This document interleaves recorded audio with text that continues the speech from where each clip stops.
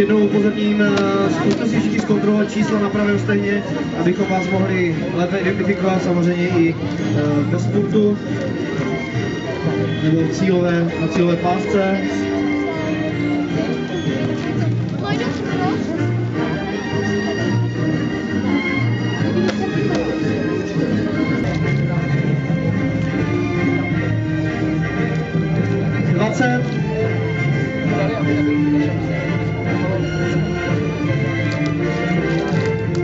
Deset vteřin.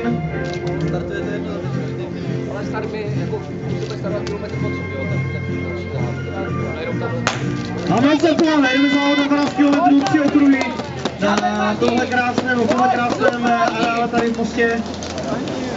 Uvidíme, jak se závodníci poberou s touhle mokrou tratí a s nástrahami, které tam...